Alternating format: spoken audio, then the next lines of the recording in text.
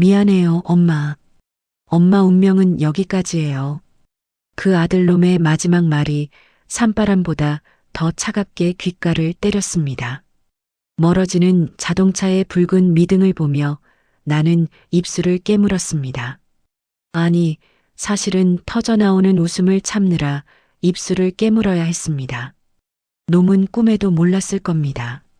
내가 흘린 눈물이 공포가 아니라 이 순간만을 기다려온 희열의 눈물이었다는 것을요. 흙먼지가 지자 나는 휠체어 손잡이를 꽉 쥐었습니다. 그리고 보란 듯이 두 다리에 힘을 주어 벌떡 일어났습니다. 준호야, 내가 하나 착각한 게 있어. 엄마 운명은 이제부터 시작이라는 거. 이 이야기 시작 전에 구독과 좋아요 부탁드리며 끝까지 함께 해주세요. 산속에는 정적만이 감돌았습니다. 놈이 타고 떠난 검은색 SUV는 이제 꼬리조차 보이지 않았습니다. 나는 천천히 숨을 들이마셨습니다. 8개월 만에 처음으로 남의 눈치를 보지 않고 두 다리로 땅을 딛고 서보는 순간이었습니다. 발바닥을 통해 전해지는 거친 흙 감촉이 이렇게나 반가울 줄은 몰랐습니다. 으드득. 나도 모르게 이가 갈렸습니다. 방금 전까지 놈이 연기하던 그 역겨운 표정이 눈앞에 어른거렸기 때문입니다. 엄마, 공기 좋은 데서 좀 쉬고 계세요. 제가 곧 데리러 올게요. 새빨간 거짓말이었습니다. 놈은 나를 태우고 이 깊은 산속까지 올라오는 내내 콧노래를 흥얼거렸습니다. 백미러로 힐끔힐끔 내 눈치를 살피면서도 입꼬리가 귀에 걸리는 걸 주체하지 못하더군요. 아마도 그 여자랑 통화하며 미리 샴페인이라도 따놓으라고 했을 겁니다. 휠체어에 앉은 늙고 병든 엄마 똥도 못 가리는 짐짝 같은 노인네를 드디어 처리했다고 믿고 있을 테니까요. 나는 신고 있던 낡은 운동화 앞코로 바닥에 떨어진 담뱃갑을 지시겨 찼습니다. 놈이 나를 버리고 돌아서며 툭 던지고 간 것입니다. 평생을 아들 뒷바라지하며 헌신한 대가가 고작 담뱃갑 하나와 산속버림이라니. 40년 세월이 참으로 허무하게 느껴질 법도 했지만 이상하게도 슬픔은 느껴지지 않았습니다. 대신 가슴 깊은 곳에서 뜨거운 불덩이가 치밀어 올랐습니다. 그래, 박준호. 내가 원한 게 이거였지? 엄마 없이 그 여자랑 우리 땅, 우리 건물 다 팔아먹고 떵떵거리며 사는 거. 나는 품속 깊숙이 넣어두었던 스마트폰을 꺼냈습니다. 손이 부들부들 떨렸지만 그것은 추위 때문이 아니었습니다. 액정 화면 위에는 선명하게 녹음 중이라는 글자가 붉게 깜빡이고 있었습니다. 녹음 시간 4시간 15분 32초. 집에서 출발할 때부터 지금까지 놈이 차 안에서 그 여자와 나눴던 통화 내용. 나를 산속에 버리며 내뱉은 저주 같은 말들. 그리고 놈이 떠나며 엑셀을 밟던 소리까지 하나도 빠짐없이 고스란히 담겨 있었습니다. 죽어버려라, 박영숙.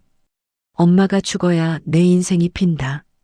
아까 놈이 혼잣말처럼 중얼거린 그 목소리가 생생하게 들려오는 듯 했습니다. 나는 녹음 종료 버튼을 누르고 곧바로 단축번호 1번을 눌렀습니다. 신호가 가기도 전에 상대방이 전화를 받았습니다. 여보세요? 사모님, 괜찮으십니까? 다급한 김 변호사의 목소리였습니다. 변호사님, 내 목소리는 놀라울 정도로 차분하게 나왔습니다. 네, 사모님. 지금 위치 추적 중입니다. 경찰이랑 같이 이동하고 있습니다. 혹시 아드님이 떠났습니까? 방금 갔어. 아주 신이 나서 가더구먼. 나는 텅 빈 산길을 내려다보며 피식 웃음을 터뜨렸습니다. 지금 막 유기 현장 증거 확보했네. 살인 미수의 유기치상, 거기다 사기 혐의까지. 이걸로 그 인간 알거지로 만드는 거 확실한 거지? 물론입니다, 사모님.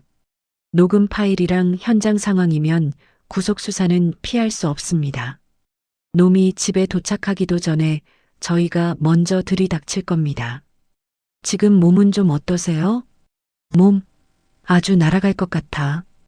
8개월 동안 안진뱅이 흉내 내느라 좀이 쑤셔 죽는 줄 알았거든. 나는 뻣뻣하게 굳어있던 허리를 펴고 스트레칭을 했습니다. 우두둑 뼈마디마디가 맞춰지는 소리가 숲속에 울려 퍼졌습니다. 사실 8개월 전 의사 선생님이 기적적으로 신경이 돌아오고 있습니다라고 했을 때만 해도 나는 바로 아들에게 알리려 했습니다. 내 다리가 낫는 걸 누구보다 기뻐해 줄 사람이라고 믿었으니까요. 하지만 그날 밤 병실 문 밖에서 들려오던 놈의 통화 소리가 내 입을 막았습니다. 아, 글쎄 의사가 가망 없다니까. 저 노인네 죽기 전엔 그 땅 못 팔아. 차라리 어디 산속에다 버려두고 실종 신고를 낼까? 그때 내 심장이 덜컥 내려앉는 소리를 놈은 듣지 못했을 겁니다. 나는 그날 밤 베개에 얼굴을 묻고 피눈물을 흘리며 맹세했습니다. 내 다리로 보란듯이 일어서서 내 놈을 내 발 아래 무릎 꿇리겠노라고. 지난 8개월은 지옥 같았습니다. 멀쩡한 다리를 꼼짝도 하지 않고 놈이 가져다주는 밥을 먹고 그 여자가 와서 냄새난다며 구박하는 걸 듣고만 있어야 했습니다. 허벅지를 꼬집어가며 참았습니다. 당장이라도 벌떡 일어나 그녀의 머리채를 휘어잡고 싶었지만 완벽한 증거를 잡기 위해 놈들이 방심하고 덫에 걸려들 때까지 죽은 듯이 엎드려 있었습니다. 그리고 오늘 드디어 놈이 제 발로 지옥문을 열고 들어간 것입니다. 사모님, 10분 내로 도착합니다. 조금만 기다리세요. 서두를 거 없어. 어차피 그 인간 집에 가서 샴페인 따려면 시간 좀 걸릴 테니까. 전화를 끊고 나는 휠체어를 발로 걷어찼습니다. 와장창 휠체어가 비탈길 아래로 굴러떨어졌습니다. 그 처참하게 뒤틀린 고철 덩어리가 마치 박준호의 미래 같아 보였습니다. 찬 바람이 불렀지만 춥지 않았습니다. 오히려 가슴이 뻥 뚫리는 듯 시원했습니다. 나는 주머니에서 립스틱을 꺼내 발랐습니다. 놈이 병수발 든다고 화장 같은 건 꿈도 못 꾸게 했었죠. 거울 속에 비친 내 얼굴은 창백했지만 눈빛만은 30대 시절 맨손으로 식당을 일구던 그때처럼 형형하게 살아 있었습니다. 기다려라, 박준호. 엄마가 차려놓은 밥상. 이제 내가 엎어주러 갈 테니까. 저 멀리서 경찰차의 사이렌 소리가 희미하게 들려오기 시작했습니다. 참 묘합니다. 저 소리를 들으니 4년 전 그날이 떠오릅니다. 내 인생이 송두리째 곤두박질 치던 교통사고가 났던 그날 밤에도 저 소리가 귓가를 맴돌았었죠. 그때 나는 피투성이가 된 채 찌그러진 차 안에 갇혀 있었습니다. 희미해지는 의식 속에서 마지막으로 본 건 울부짖으며 내 이름을 부르던 아들 박준호의 얼굴이었습니다. 엄마, 안 돼. 죽으면 안 돼. 엄마, 정신 차려. 그때 놈의 눈물은 진짜 같았습니다. 아니, 진짜라고 믿었습니다. 하반신 마비 판정을 받고 절망에 빠져 있을 때도 놈은 내 손을 꼭 잡고 말했었죠. 엄마, 평생 제가 엄마 다리가 되어드릴게요. 걱정하지 마세요. 주변 사람들은 그런 아들을 보며 효자가 따로 없다. 요즘 세상에 저런 아들이 어디 있냐며 칭찬을 아끼지 않았습니다. 나는 그런 아들에게 짐이 된 것 같아 밤마다 이불을 뒤집어 쓰고 미안해서 울었습니다. 바보같이, 정말 바보같이 말입니다. 그 눈물이, 그 믿음이 얼마나 끔찍한 배신으로 돌아올지 그때는 상상조차 못했습니다. 정확히 8개월 전이었습니다. 재활병원에 입원해 있던 비 오는 날 밤이었습니다. 천둥 소리에 잠을 깼는데 이상하게 발끝이 간질간질했습니다. 4년 동안 아무런 감각도 없던 죽은 나무 토막 같았던 내 오른쪽 엄지발가락이었습니다. 설마 하는 마음에 힘을 줬습니다. 꿈틀, 분명히 움직였습니다. 심장이 미친 듯이 뛰기 시작했습니다. 기적이 일어난 겁니다. 의사 선생님도 포기했던 신경이 다시 살아난 겁니다. 나는 너무 기뻐서 소리를 지르려다 입을 틀어막았습니다. 보호자 침대에서 쪽잠을 자고 있을 아들을 깨워서 놀라게 해주고 싶었습니다. 준호야, 내 고생 이제 끝났다. 엄마 다시 걸을 수 있어. 이 기쁜 소식을 제일 먼저 알려주고 싶었습니다. 하지만 보호자 침대는 비어 있었습니다. 나는 휠체어에 옮겨 탈 생각도 못하고 병실 바닥을 기어서 문을 살짝 열었습니다. 복도 끝 휴게실 쪽에서 희미한 불빛과 함께 아들의 목소리가 들렸습니다. 자기야. 나야. 낯선 목소리 톤이었습니다. 나에게는 한 번도 보여준 적 없는 꿀이 뚝뚝 떨어지는 목소리. 나는 차가운 병원 복도 바닥에 엎드린 채 숨을 죽이고 귀를 기울였습니다. 그 노인네. 걱정 마. 의사가 그러는데 평생 못 일어난대. 그냥 저대로 병원 신세 지다가 죽는 거지 뭐. 귀를 의심했습니다. 잘못 들은 거라 믿고 싶었습니다. 하지만 이어지는 말은 내 심장을 칼로 난도질하는 것 같았습니다. 땅명의 이전? 인감 도장만 찾으면 바로 넘길 거야. 그 노인네가 꽁꽁 숨겨놔서 찾기가 쉽지 않네. 냄새난다고? 나도 역겨워 죽겠어. 똥 받아낼 때마다 구역질이 올라오는데 그 땅값 생각하면서 참는 거야. 콰르릉. 창밖에서 천둥이 쳤지만 내 머릿속에서 울리는 천둥 소리가 더 컸습니다. 나는 입술을 깨물어 피가 터질 정도로 꽉 다물고 차가운 복도 바닥에 얼굴을 묻었습니다. 온몸이 사시나무 떨리듯 떨렸습니다. 발가락에 돌아온 감각이 원망스러울 정도였습니다. 차라리 몰랐으면 그냥 아들을 믿고 죽었으면 덜 비참했을까요? 아니요. 그날 밤 나는 병원 복도에서 지옥을 봤습니다. 내가 믿었던 천사가 사실은 내 재산을 노리고 효자 가면만 쓰고 있던 악마였다는 것을 똑똑히 보았습니다. 그날 이후 나는 다시 연기를 시작했습니다. 돌아온 감각을 숨기고 철저히 무력한 환자 행세를 했습니다. 놈이 병실에 와서 내 다리를 주무를 때마다 소름이 돋았지만 아무렇지 않은 척 멍한 눈으로 천장만 바라봤습니다. 퇴원 후 집으로 그 여자를 끌어들여 안방에서 뒹굴 때도 나는 거실 구석 휠체어에 앉아 들리지 않는 척 보이지 않는 척 침을 흘리며 바보 흉내를 냈습니다. 조금만 참자, 박영숙. 지금 일어나면 개죽음이다. 완벽하게 놈이 빠져나갈 구멍이 없을 때까지 참아야 한다. 매일 밤 허벅지에 바늘을 꽂아가며 참았습니다. 살이 찢어지는 고통보다 놈들의 웃음소리를 듣는 고통이 더 컸습니다. 그리고 오늘 드디어 그 인내의 끝이 보인 것입니다. 사모님, 여기 계셨군요. 경찰차에서 내린 김 변호사가 헐레벌떡 뛰어옵니다. 뒤따라 내린 형사들이 내 주위를 감싸고 구급대원들이 들것을 들고 달려옵니다. 괜찮으십니까? 어디 다친 데는 없으세요? 걱정스러운 형사의 물음에 나는 천천히 고개를 들었습니다. 그리고 아주 또렷한 목소리로 말했습니다. 다친 데는 없습니다. 마음이 좀 시원하네요.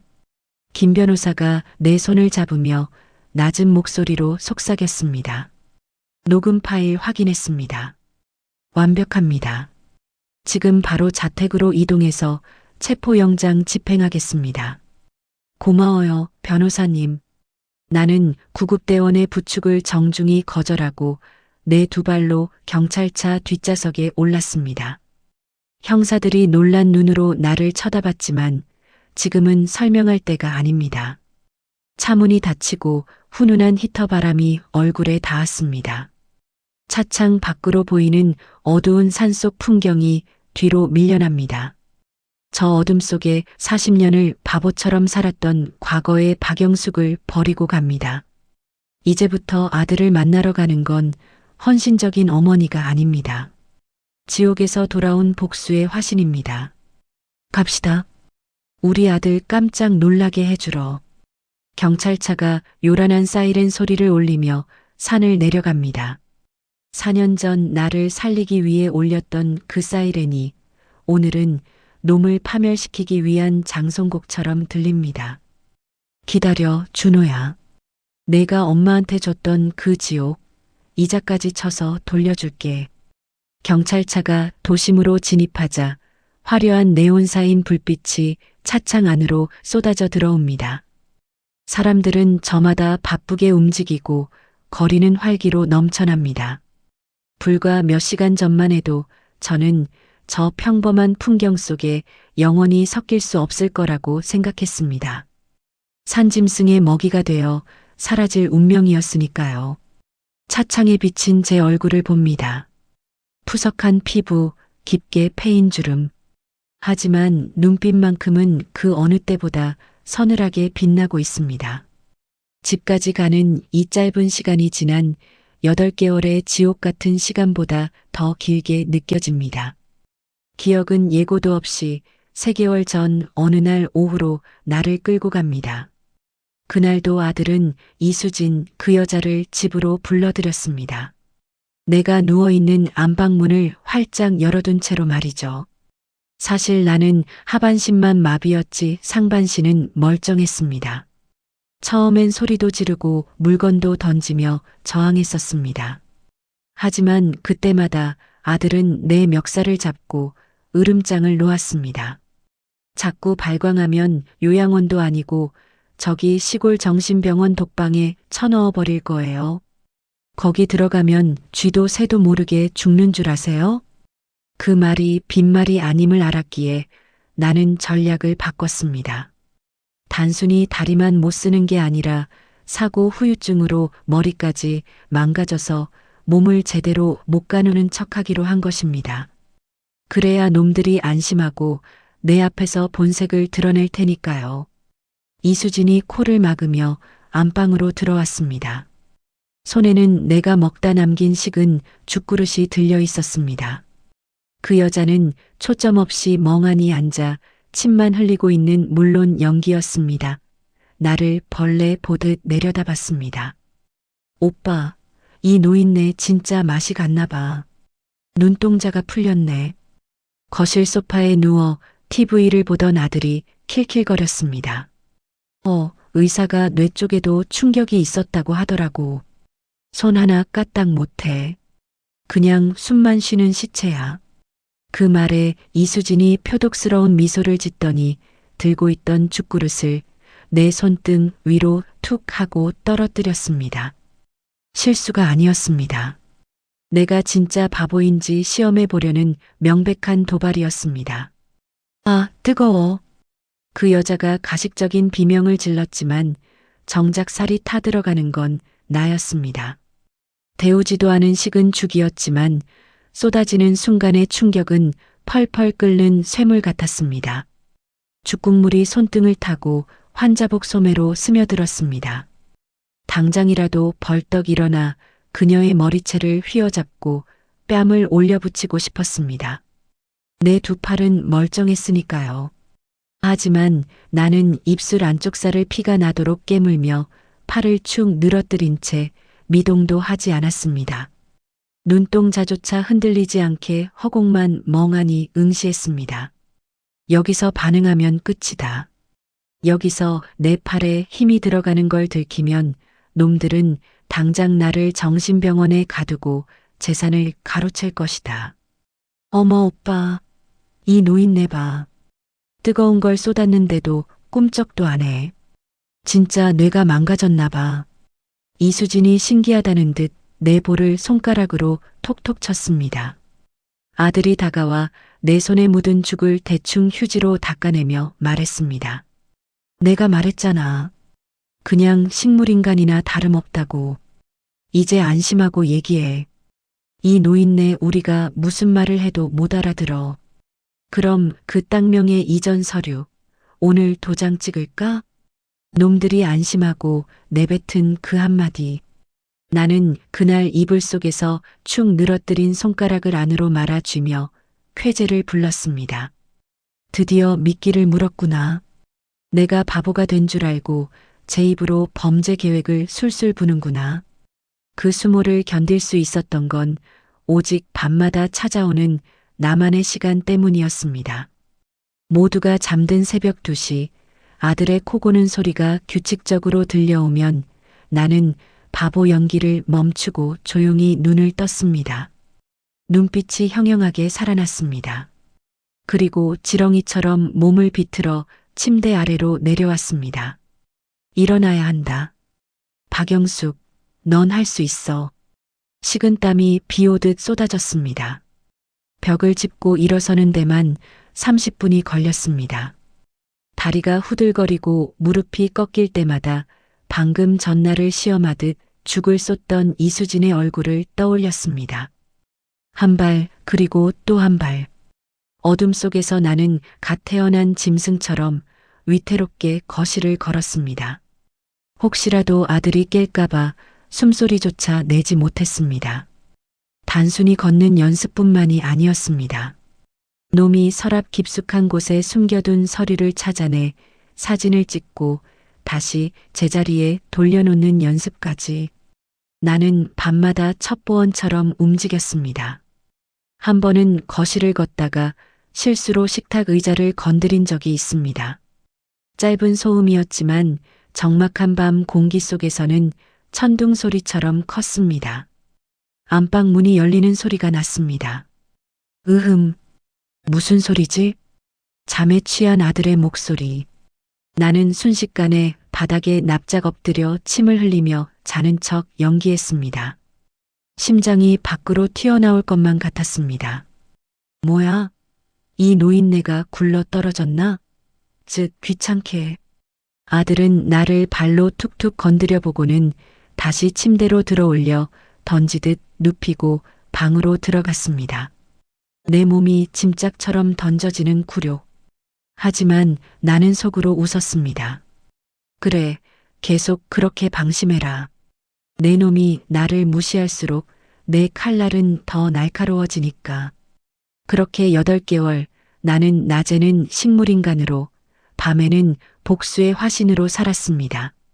그리고 오늘 드디어 그 인내의 끝을 보러 갑니다. 사모님 다 왔습니다. 김 변호사의 목소리에 퍼뜩 정신이 들었습니다. 어느새 경찰차는 우리 아파트 단지 안으로 들어와 있었습니다. 저기 불 켜진 집 보이십니까? 1505. 형사님이 손가락으로 가리킨 곳. 내 집, 내 안방에 불이 환하게 켜져 있었습니다. 베란다 창문에 2사람의 그림자가 어른거리는 게 보였습니다. 준비되셨습니까?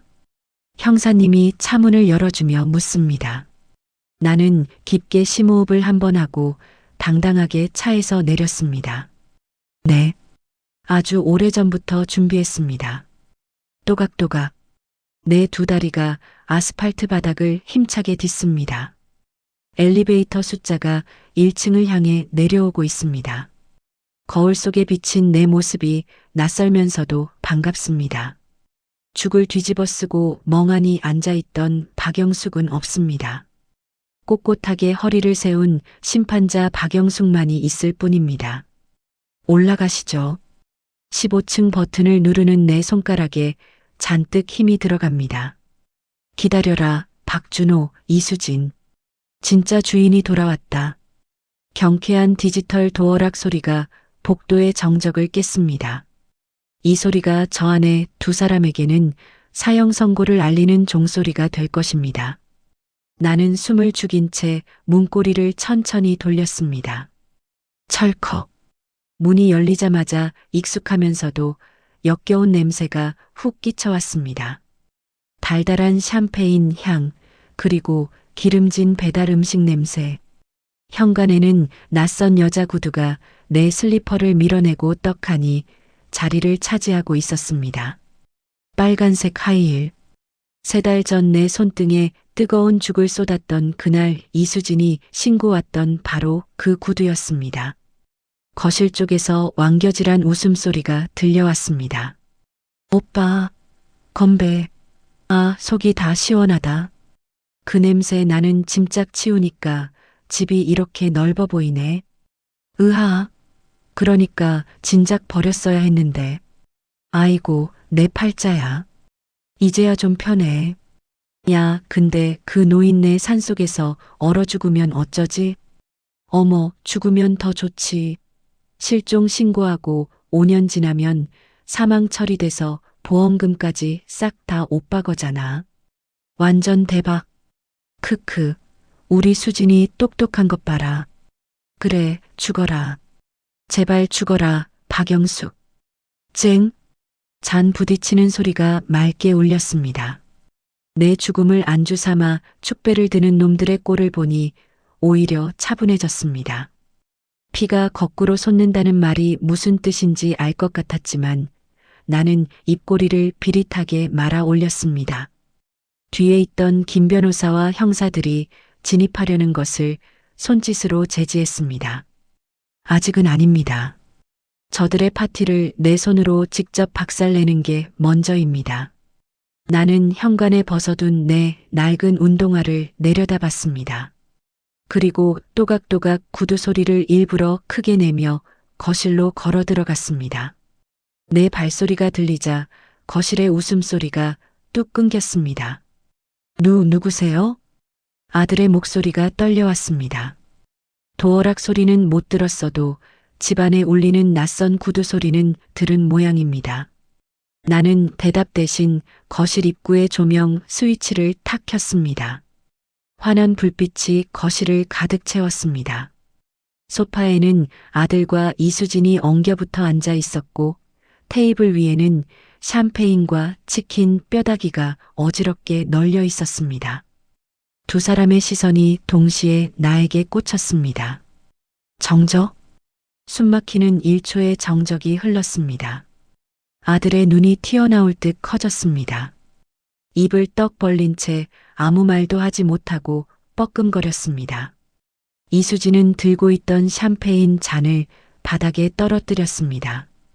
쨍랑. 유리잔 깨지는 소리가 비명처럼 울려 퍼졌습니다. 귀신. 아들이 하얗게 질린 얼굴로 뒷걸음질 쳤습니다. 그도 그럴 것이 불과 3시간 전에 산속에 버리고 온 하반신 마비에 치매까지 걸렸다던 엄마가 지금 눈앞에서 멀쩡히 2발로 서서 그것도 형형한 눈빛으로 자신을 노려보고 있으니까요. 나는 천천히, 아주 천천히 그들에게 다가갔습니다. 한 걸음 뗄 때마다 아들은 소파 뒤로 몸을 구겨 넣으며 비명을 질렀습니다. 오지 마. 저리 가. 귀신이야. 살려줘. 나는 피식 웃으며 식탁 의자를 끌어당겨 앉았습니다. 그리고 놈들이 먹다 남은 치킨 다리 하나를 집어들고 요리조리 뜯어보았습니다. 귀신? 귀신이라. 내 목소리가 들리자 이수진이 비명을 질렀습니다. 야, 말도 하잖아. 오빠, 이거 어떻게 된 거야? 시체라며? 말도 못한다며? 나는 치킨 다리를 테이블 위에 툭 던지고 그들을 향해 고개를 돌렸습니다. 왜? 내가 죽어서 돌아오길 바랐어? 아쉽게 됐네. 지옥 입구까지 갔다가 너희들 데려가려고 다시 돌아왔거든. 엄마, 너 다리가. 아들이 손가락질하며 더듬거렸습니다. 내 다리가 뭐? 이거. 나는 보란듯이 다리를 꼬고 앉아 발끝을 까딱거렸습니다. 놀랍지? 8개월 전부터 멀쩡했는데 내 놈이 그 여자랑 뒹구느라 바빠서 몰랐나 보네. 뭐라고?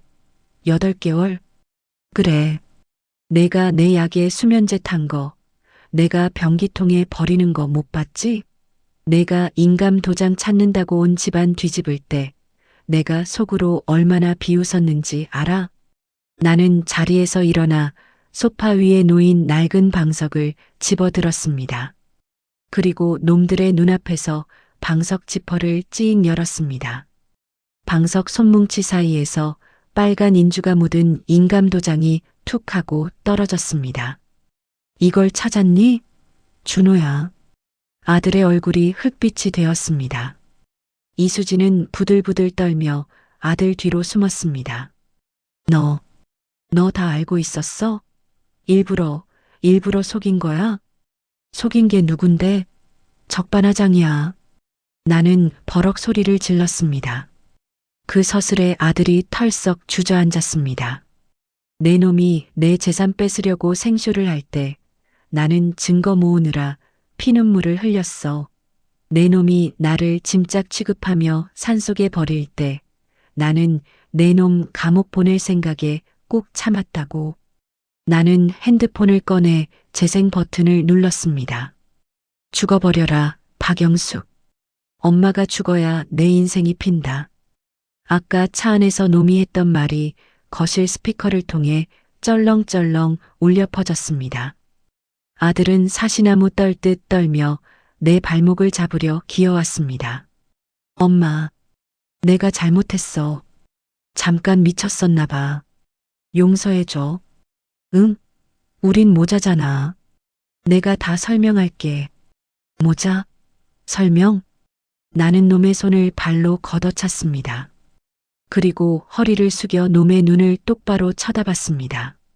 설명은 내가 아니라 저분들에게 해. 나는 현관 쪽을 향해 손짓했습니다. 그제야 숨어있던 형사들이 우르르 들이닥쳤습니다. 박준호 씨, 이수진 씨, 살인미수, 유기치상, 사기미수 혐의로 긴급 체포합니다. 형사가 수갑을 꺼내 들자 이수진이 발악하며 소리쳤습니다. 나 아니야. 다 저 사람이 시킨 거야. 난 몰라. 억울해. 닥쳐, 이년아. 내가 꼬드겼잖아. 서로 싸대질하며 싸우는 추악한 꼴을 보니 허탈함이 나왔습니다. 나는 뚜벅뚜벅 걸어가 이수진 앞에 섰습니다. 그녀가 겁에 질려 나를 올려다봤습니다. 아, 아줌마. 아니, 사모님. 짝! 내 손바닥이 그녀의 뺨을 세게 후려쳤습니다. 고개가 휙 돌아갈 정도로 강력한 일격이었습니다.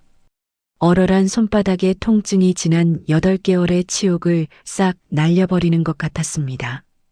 이건 내 다리에 뜨거운 죽 쏟은 값이야. 그리고 돌아서서 멍하니 보고 있는 아들에게 다가갔습니다. 짝! 이번엔 반대쪽 손으로 아들의 뺨을 날렸습니다. 그리고 이건 내 40년 인생을 쓰레기통에 처박은 값이고. 나는 빨갛게 부어오른 두 사람의 얼굴을 번갈아 보며 차갑게 말했습니다. 이제 시작이야. 감옥에서 평생 썩게 해줄게. 내 돈, 내 땅, 내 건물. 꿈도 꾸지 마. 너희들에게 줄 건 딱 하나. 콩밥뿐이니까. 경찰차 뒷좌석에 수갑찬 아들의 뒷모습이 점점 멀어집니다. 경찰서로 압송되는 호송차 안에서 놈은 아직도 고개를 돌려 나를 노려보고 있었습니다. 하지만 그 눈빛에는 분노보다 공포가 가득했습니다. 나는 창밖으로 시선을 돌렸습니다. 새벽 3시가 넘어가는 도심의 불빛들이 차창을 스쳐 지나갑니다. 김 변호사가 조심스럽게 물었습니다. 사모님, 피곤하시죠? 잠깐 쉬시다가 아침에 경찰서 가셔도 됩니다. 괜찮아요. 지금 가겠어요. 8개월을 기다렸는데 몇 시간 못 기다리겠어요? 사실 지금 이 순간이 그 어느 때보다 생생하게 느껴집니다. 피곤하기는커녕 온몸의 세포가 깨어나 춤을 추는 것만 같습니다. 그날 밤 모든 조서가 끝났습니다. 형사님이 서류를 정리하며 말했습니다. 일주일 뒤에 구속 적부심이 있고 곧바로 1차 공판이 시작됩니다. 증거가 확실해서 판결도 빠를 겁니다. 법정에서 다시 봐야 하는 거네요. 네. 피해자 진술도 있으실 거고요. 법정. 40년을 함께한 아들을 법정에서 다시 만나게 되는 순간을 상상하니 가슴 한편이 먹먹했습니다. 하지만 동시에 이건 끝이 아니라 새로운 시작이라는 생각이 들었습니다. 2주 뒤 금요일 오전 10시 법정 문 앞에 서니까 끝이 아니라 시작 같았습니다. 아침 공기가 유난히 차가웠습니다. 내 손에는 두꺼운 서류 봉투가 들려 있었습니다. 내 인생이 종이 몇 장으로 정리된다는 게 웃기기도 하고 무섭기도 했습니다. 사모님, 괜찮으시죠? 김 변호사가 내 옆에서 낮게 물었습니다. 나는 고개를 끄덕였습니다. 괜찮아요. 그냥 숨이 조금 막힐 뿐이에요. 법원 복도는 이상했습니다. 사람이 많은데도 조용했고 조용한데도 숨이 막혔습니다. 문 앞에 적힌 글자가 눈에 들어왔습니다. 지방법원 형사법정. 그 숫자 앞에서 40년이 한꺼번에 떠올랐습니다. 밥을 차려주던 날들, 가게에서 악착같이 일하던 날들, 땅을 사고 건물을 올리던 날들, 그리고 결국 그 아들놈이 나를 산에 버렸던 오늘. 문이 열리며 쿵 하는 소리가 났습니다. 그 소리에 내 심장도 같이 내려앉는 느낌이었습니다. 법정 안공기는 차가웠습니다. 피고인석에 박준호가 앉아 있었습니다. 수갑은 풀린 상태였지만 손목에 자국이 남아 있었습니다. 그 인간은 나를 보자마자 눈을 피했습니다. 이수진도 보였습니다. 화장을 두껍게 했는데도 눈밑이 꺼져 있었고 입술이 바싹 말라 있었습니다. 재판장이 들어오고 일어나십시오라는 말이 떨어졌습니다. 나는 속으로 생각했습니다. 그래, 나는 이미 일어섰다. 산속에서도 일어섰고 내 집에서도 일어섰고 오늘 여기서도 일어선다. 검사가 사건 개요를 읽었습니다. 유기치상, 살인미수, 사기 및 사문서, 위조 관련 혐의. 단어들이 내 귀를 때렸습니다. 재판장이 내게 물었습니다. 피해자 박영숙 씨, 합의 의사가 있습니까? 나는 천천히 일어섰습니다. 무릎이 떨렸지만 발바닥에 힘을 줘 눌러버렸습니다. 내 목소리는 생각보다 단단했습니다. 저 사람은 저를 산에 버렸습니다. 죽어도 된다는 말을 남겼습니다. 그게 합의로 끝날 일이라면 세상에 죄가 어디 있겠습니까? 법정이 조용해졌습니다. 검사가 제출한 녹음 파일을 재생했습니다. 죽어버려라, 박영숙. 엄마가 죽어야 내 인생이 핀다. 내가 한 번도 잊지 못할 그 말. 산바람보다 차가웠던 그 말이 사람들 앞에서 그대로 울려 퍼졌습니다. 아들 얼굴이 순식간에 하얘졌습니다. 피고인들은 피해자 명의 인감도장을 이용해 재산명의 이전을 시도했고 동시에 피해자를 제거할 계획을 세웠습니다. 재판장은 한참 서류를 넘기더니 판시했습니다. 도주 및 증거인멸 우려가 인정됩니다. 구속 상태를 유지합니다. 그 말을 듣는 순간 어깨에서 무거운 돌 하나가 떨어져 나가는 느낌이 들었습니다. 완전히 끝난 건 아니었습니다.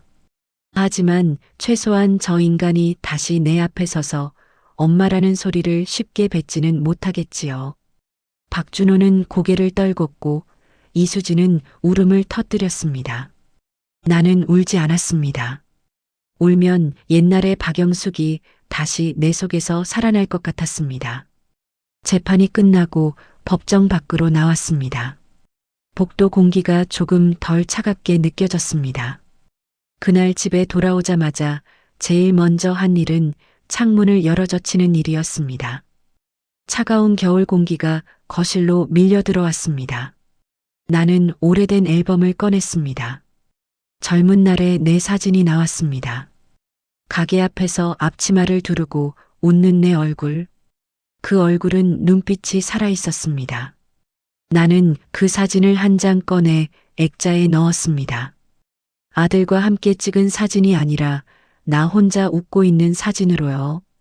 다음 주 나는 작은 식당을 하나 계약했습니다. 대단한 건 아닙니다. 큰 욕심도 없습니다. 그저 내가 다시 내 손으로 뭘 해보고 싶었습니다. 간판을 새로 달면서 나는 혼잣말을 했습니다. 박영숙 밥집. 내 이름이 간판에 걸리니까 괜히 목이 메웠습니다. 40년 동안 나는 누구 엄마였지 박영숙으로 불린 적이 많지 않았습니다. 그날은 달랐습니다. 사람들이 내 간판을 보고 내 이름을 읽었습니다. 첫 손님이 들어오던 날 나는 따뜻한 국밥 한 그릇 내놓고 이렇게 말했습니다. 뜨거우니까 천천히 드세요. 그 말이 남에게 하는 말이면서도 나에게 하는 말 같았습니다. 서두르지 말라고. 뜨거운 걸 급히 삼키면 데인다고. 밤이 되자 가게 문을 닫고 집으로 돌아왔습니다. 현관문을 열고 들어오는데 집이 조용했습니다. 예전에는 그 조용함이 무서웠는데 그날은 다르게 들렸습니다. 이 조용함은 내가 지켜낸 조용함이다. 나는 거실 불을 켜고 창가에 섰습니다. 창밖에는 겨울 나무가 서 있었습니다. 잎은 다 떨어졌는데도 가지는 꼿꼿했습니다. 그걸 보며 생각했습니다. 나도 저 나무처럼 살 수 있겠구나. 다 잃어도 서 있을 수는 있겠구나. 그리고 마지막으로 아주 천천히 내 마음에 물었습니다. 여러분이라면 어떠셨을까요? 40년을 함께 산 자식이 내 죽음을 축배로 삼는 걸 봤다면 그때도 모자라는 말로 참을 수 있었을까요? 나는 대답 대신 내 두 다리를 한 번 더 꼭 눌러뒀습니다. 이제 내 인생은 누구 뒤에 실려가는 인생이 아닙니다. 내가 걸어가는 방향이 내 운명입니다. 며칠 뒤 우편함에 편지 한 통이 들어 있었습니다. 발신인은 교도소 박준호였습니다. 봉투를 뜯어보지 않아도 무슨 말이 적혀 있을지 알 것 같았습니다. 미안하다. 한 번만 살려달라. 그 아들놈이 내게 줄 수 있는 단어는 늘 한정되어 있었으니까요. 나는 봉투를 들고 한참을 서 있다가 부엌 싱크대 위에 올려두었습니다. 그리고 가스레인지 불을 켰습니다. 냄비에 물을 올리고 물이 끓기를 기다렸습니다. 그 짧은 시간 동안 문득 이런 생각이 들었습니다. 내가 정말로 복수를 끝낸 걸까? 아니면 내 안에 남은 미련까지 같이 태워야 끝나는 걸까? 물이 끓자 김이 올라왔습니다. 나는 그 김을 보며 조용히 중얼거렸습니다. 40년은 너무 길었구나. 그리고 그 편지를 찢었습니다. 한 번에 찢기지 않아 두 번, 세 번 찢었습니다. 종이가 찢어지는 소리가 어쩐지 내 속에서 끊어지는 소리 같았습니다. 2주 뒤 모르는 번호로 전화가 왔습니다. 받지 않으려다 손이 먼저 움직였습니다. 여보세요. 엄마. 나야. 박준호였습니다. 그 목소리는 이상하게 날카롭지 않았습니다. 살아남으려는 사람 특유의 기운 빠진 목소리였습니다. 엄마, 진짜 끝까지 가는 거야? 끝까지 가는 게 아니라 이제부터 제자리로 가는 거야. 나도 사람인데. 사람이면 엄마를 산에버려. 40년을 키운 엄마를. 그때는 미쳤어. 미친 거야. 미친 건 내가 아니라 내 욕심이야. 잠깐의 침묵이 흘렀습니다. 그리고 그 아들놈이 아주 작은 목소리로 말했습니다. 나 면회 한 번만 와주면 안 되냐? 싫어. 한 번만. 나 지금. 박준호 씨. 나는 처음으로 그 아들놈을 아들이 아니라 이름으로 불렀습니다. 그 말이 내 입에서 나오는 순간 마음이 이상하게 가벼워졌습니다. 내가 나한테 했던 말 기억해? 엄마 운명은 여기까지야. 그 말 돌려줄게. 내가 내 인생에 닿는 운명은 거기까지야. 전화를 끊고 나서 손이 떨렸습니다. 하지만 예전처럼 무너지지 않았습니다. 떨리면 떨리는 대로 숨을 고르고 물을 마셨습니다. 그게 내가 살아있다는 증거 같았습니다. 3개월 뒤 최종 선고 공판이 열렸습니다. 재판장이 판결문을 읽었습니다. 피고인 박준호, 살인미수, 유기치상, 사기 및 사문서 위조 혐의로 징역 12년을 선고합니다. 피고인 이수진, 공모 및 방조 혐의로 징역 7년을 선고합니다. 12년. 그 숫자가 귓가에 울렸습니다. 40년을 살아온 인생에서 12년이라는 숫자가 과연 정당한 대가일까요? 아니었습니다. 하지만 법이 줄 수 있는 최대치였습니다. 박준호는 고개를 떨군 채 아무 말도 하지 못했습니다. 이수진은 소리내어 울었습니다. 나는 그들을 보며 서 있었습니다. 40년 전 그 아들놈을 처음 안았을 때가 떠올랐습니다. 작고 따뜻했던 그 몸이 이렇게 차가운 인간으로 자랄 줄은 몰랐습니다. 법정을 나서는데 김 변호사가 물었습니다. 사모님, 속이 후련하십니까? 나는 한참을 생각하다가 대답했습니다. 후련하다기보다는 비어 있어요. 40년을 채웠던 게 한꺼번에 빠져나간 기분이에요. 그게 정상입니다, 사모님. 복수는 채우는 게 아니라 비우는 겁니다. 그 말이 가슴에 박혔습니다. 식당은 제법 손님이 늘었습니다. 단골도 생겼습니다. 어느 날 한 젊은 여자가 식당에 들어왔습니다.